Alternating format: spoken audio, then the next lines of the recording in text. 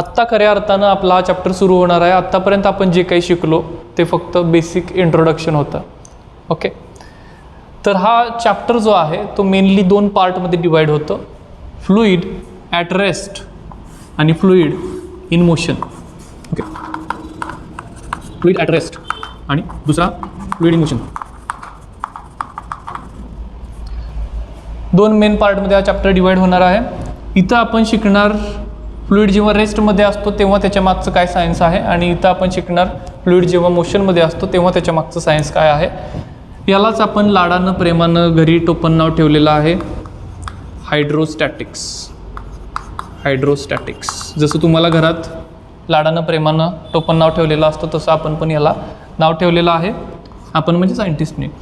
तर fluid in मोशनला आपण म्हणतो हायड्रोडायनामिक्स. डायनॅमिक्स. ओके, हायड्राचा अर्थ होतो वॉटर. ओके, स्टॅटिक्स म्हणजे स्थिर असताना, म्हणजे फ्लुइड ॲट रेस्टला आपण म्हणतो हायड्रोस्टॅटिक्स. फ्लुइड इन मोशनला म्हणतो आपण हायड्रोडायनामिक्स. डायनामिक्स म्हणजे study of motion including it's causes. Okay, म्हणजे फोर्सेस किंवा पॉवर किंवा टॉर्क ज्याच्यामुळं मोशन तयार झाली.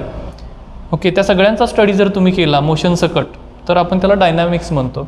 ओके, तर आत्ता सगळ्यात पहिला आपण सुरू करणार आहे हा वाला पार्ट हायड्रोस्टॅटिक्स.